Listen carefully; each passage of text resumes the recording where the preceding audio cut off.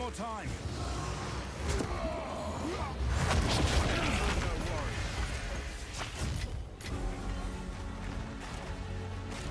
아 잠깐만 이거 이게도 있네. 아 이게는 좀 개인적으로 좀 그런데.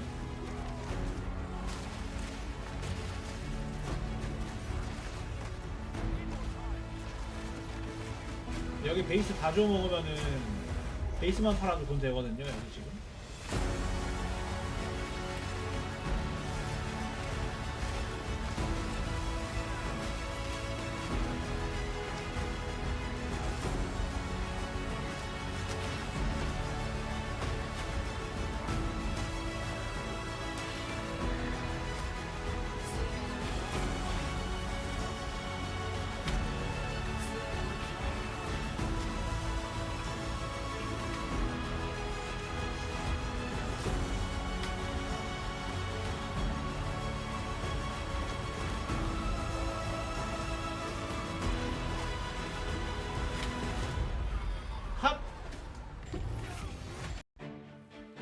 Hey everyone, Gamer Binu here. Today I'm showcasing my Armor Breaker Titan build. I've been playing since PoE to launch.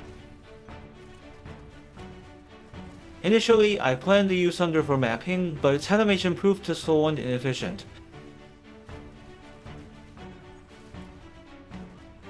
I have set up optimized for smooth one-button mapping like other classes.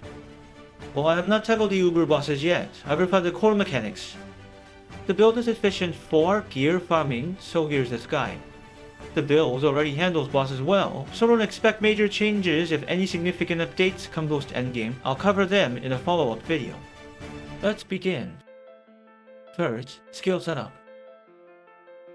Stampede is our primary mapping skill. It works by triggering armor explosions for damage, while generating endurance charges through break endurance. Use momentum to boost your damage when it's too low to stun, then add half for extra DPS. If you keep dying from mob blocks, link knockback support to push them away. Thunder is your single target skill. Use it against treads and bosses. Use Hammer of the Gods against rare mobs or when Stampede is inviolable. As your ultimate, use it regularly in boss fights. Armor Breaker strips enemy defenses in single target fights. Pepper skill levels 1 hit break plus armor. Against bosses, rotate between Armor Break and Thunder. Leap Slam escapes mobs around. Covering War Cries and Doors next. Infernal Cry greatly boosts your DPS. Using it with endurance charges boosts your next for attacks. Use Seismic Cry while mapping to create paths and trigger aftershocks. Timing is crucial for both skills. Check the damage cycle section below. Run Herald of Ashen Scavenged Plating Ores with mandatory precision and cannibalism support. Cannibalism support is crucial for survival. Scavenged Plating drops armor pieces on impact, boosting armor rating. Mazeta provides 59% base armor, reaching 75% physical damage reduction with full plating. Priority lists 4 quality upgrades with Gem Cutter's Prisms.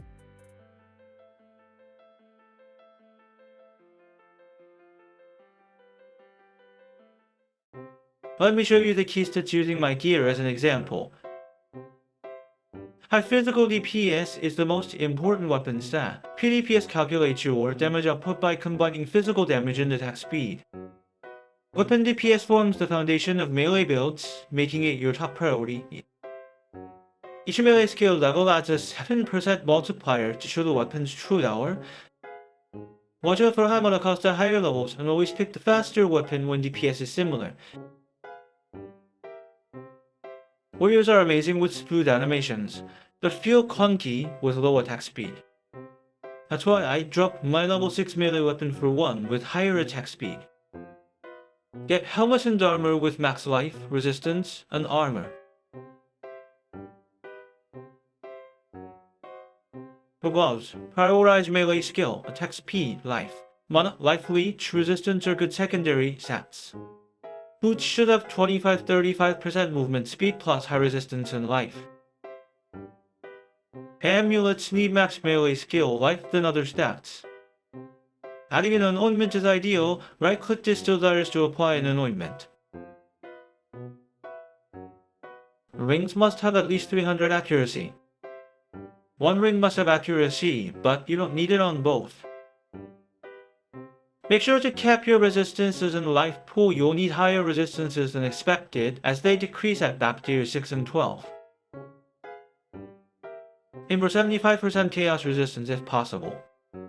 Prioritize life and resistances on your belt. Focus on chaos resistance here if you are not capped. For flasks, make sure to have instant recovery on your life flask. This is essential for melee builds. Use a long duration mana flask and freeze immunity charm. The passive skills on jewels. Prioritize accuracy and attack speed, with rage on hit and at least one. This helps you maintain rage stacks more effectively. Rage gives 1% more attack damage per stage and massive damage with support gems. See previous video for skill tree progression guide.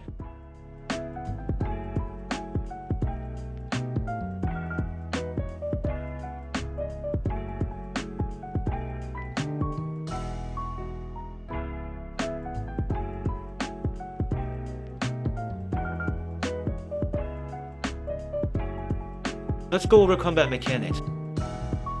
Let me show you how the combat works. For this demonstration, let's start with an easy T11 map. Actually, it's tier 12. Let's check which map mods to avoid. Increased stun buildup is risky. We could get stunned while moving. With increased enemy stun threshold, you can one-shot the mobs. That's dangerous combined with increased damage. Cold or lightning damage is manageable with one mod.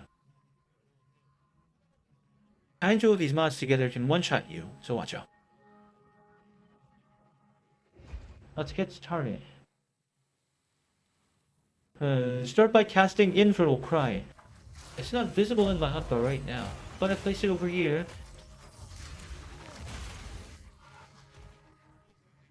But attack is Infernal Cry when Endurance charge is full to stack it 4 times.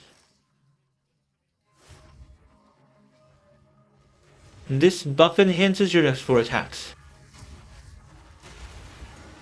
Just like that, follow up with Seismic Cry after hitting enemy to trigger extra explosions.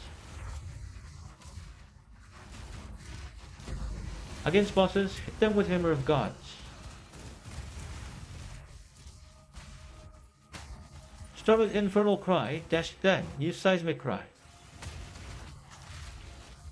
Rotating between Infernal Cry dash and Seismic Cry.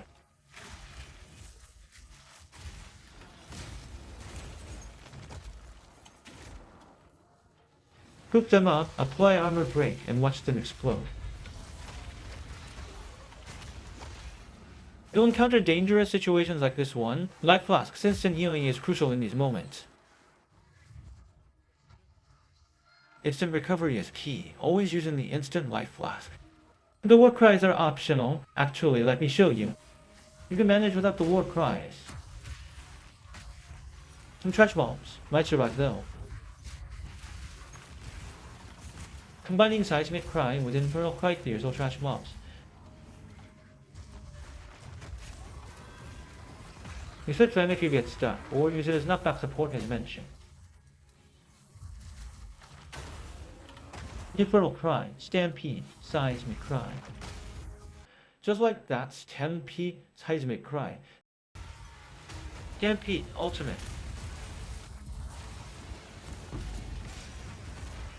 You Stampede again, followed by Infernal Cry, then Stampede and Seismic Cry. Against bosses, you'll want to use your ultimate Hammer of God.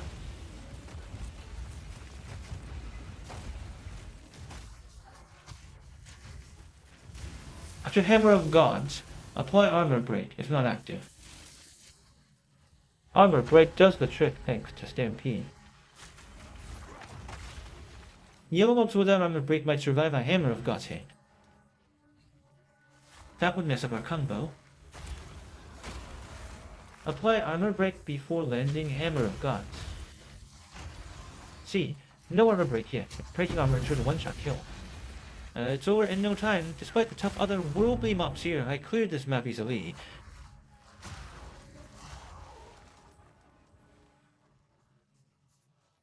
Once again, use Infernal Cry, consume endurance charges.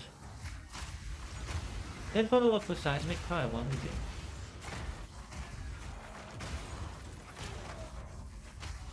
This guarantees a cry explosion. You'll get to Aftershocks, guaranteed. The tricky part is that Infernal Cry links with Intimidate and Enrage Cry during boss fights. Avoid using Armor Break or other skills right after Infernal Cry. After Infernal Cry, always follow up with Hammer of Gods and Thunder. This gets a 35% boost here and another 15% there. With an additional 30% boost here, you'll do nearly double damage. Right after using Infernal Cry, using other skills to consume Infernal Cry stacks will severely reduce your DPS. Always use Infernal Cry immediately before Thunder. Or just before Hammer of Gods, spam Seismic Cry to build up Rage faster.